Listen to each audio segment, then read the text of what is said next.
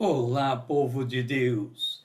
Há um texto nas Escrituras, escrito pelo apóstolo Pedro, que deve ser observado com muita atenção, principalmente em dias que estamos vivendo. O texto está em 2 Pedro, no capítulo 3, do versículo 1 em diante, e diz assim: Amados, esta é agora a segunda epístola que vos escrevo. Em ambas, procuro despertar com lembranças a vossa mente esclarecida. Portanto, este é um texto para aqueles que estão ouvindo e atento à palavra de Deus, guardam a palavra no seu coração.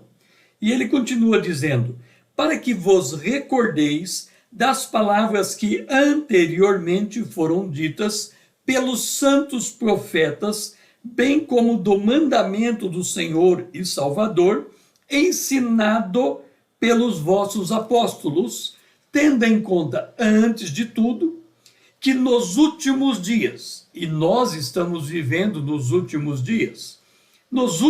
dias virão escarnecedores com seus escárnios, andando segundo as próprias paixões.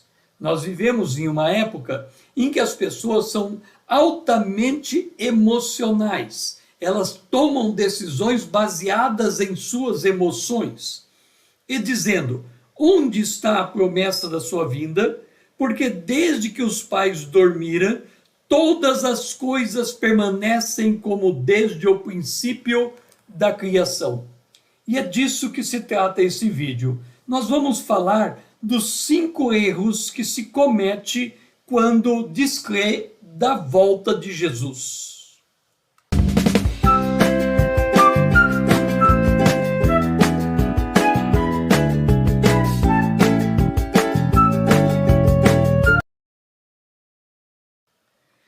Cinco erros daqueles que se descreem da volta de Jesus. Vamos considerar cada um deles. Antes, eu convido você a se inscrever nesse canal, curtir e compartilhar esse vídeo. Deixe os seus comentários. Nos ajude a fazer esta mensagem chegar mais longe. Então vamos considerar cada um dos erros que muitos cometem acerca da volta de Jesus. E o primeiro erro é este: duvidar que Jesus vai voltar. Esse tipo de erro, ele é cometido por aquele que conduz a sua vida sem nenhuma preocupação com os eventos escatológicos.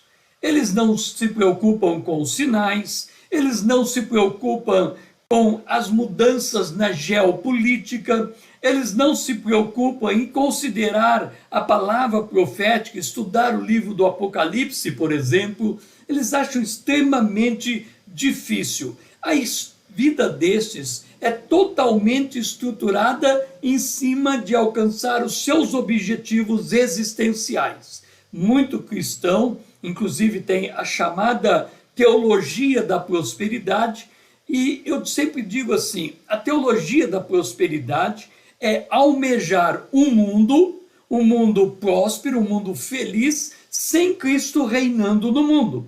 Porque quando ele vier, ele vai implantar o milênio. Mas quem vive nesta dúvida, ele conduz a sua vida sem considerar a palavra profética. Certa vez, um pastor me disse: se nós de fato crescemos na volta de Jesus, a nossa vida seria diferente. O segundo modo de descrer da volta de Jesus é achar que todo dia é igual. E nesse sentido, nós estamos falando não do dia da nossa existência, porque de geração em geração há mudança, há conflito entre gerações, mas nós estamos falando do dia natural, do dia de 24 horas.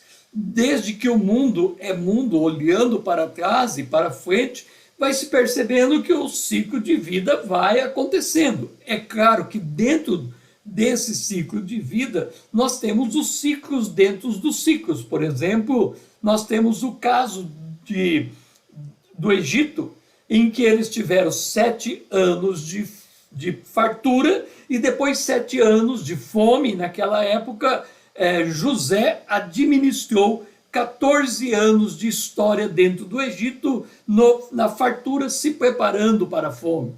Mas é ciclo dentro de uma situação macro maior, que alguns buscam estabilidade financeira.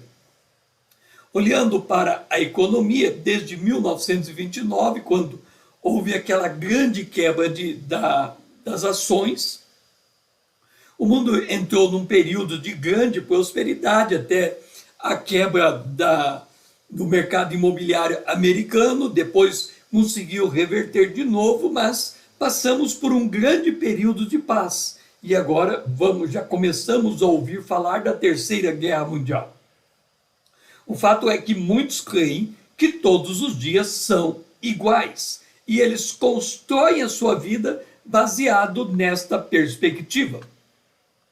O terceiro erro é pensar que Deus não intervém na história humana. Dizem que o filósofo decretou que Deus morreu. Portanto, ele está ausente da história. E em que sentido se percebe esta ausência? No mal prosperar, no aumento do mal sobre a face da terra. Então nós vemos mortes injustas, crimes, roubos, todo tipo de injustiça que vai se cometendo sobre a face da terra, e as pessoas vão perdendo o senso de justiça.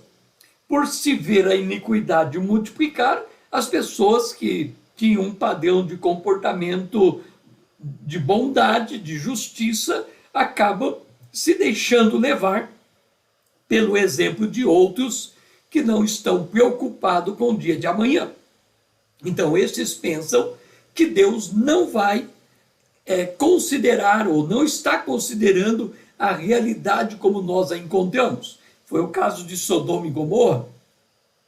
A Bíblia diz que o pecado chegou até os céus, mas eles estavam lá. E quando perceberam, o fogo do céu caiu sobre aquele lugar e consumiu e destruiu aquele lugar. Mas até aquele momento eles estavam vivendo tranquilamente na sua iniquidade. O quarto erro é estar convicto que os céus e a terra duram para sempre. Na verdade, vai haver uma descontinuidade, uma ruptura dos céus e a terra como nós consideramos. Já houve no passado. O dilúvio foi uma ruptura. Por quê? Antes do dilúvio as pessoas viviam 1000 anos. Depois do dilúvio caiu para 120, para 80, 70 anos. Então o homem foi perdendo qualidade de vida nesse sentido, antes e depois do dilúvio. Mas a Bíblia diz que os céus e a terra estão reservados para o dia do juízo. Haverá uma intervenção, a abertura do 6º selo, haverá um cataclisma, o sol ficará negro, a lua vermelha, as estrelas cairão do céu. Mas muitos creem que a terra e o céu vai durar para sempre e não estão atentos às mudanças e circunstâncias que está apressando a volta de Jesus. E por fim, o último, não considerar Deus como Senhor do tempo. A Bíblia diz que Deus está protelando a volta de Jesus porque não quer que muitos se percam, mas que alcancem o arrependimento.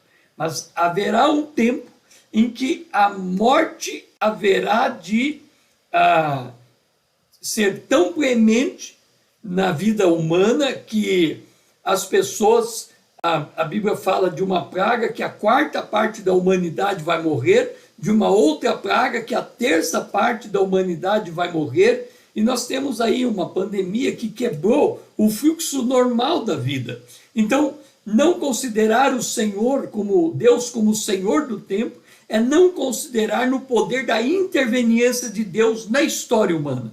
E estes são os erros que muitos cometem por descrer da volta de Jesus. Que você não cometa nenhum desses 5 erros, mas que esteja atento e preparado para a volta do Senhor.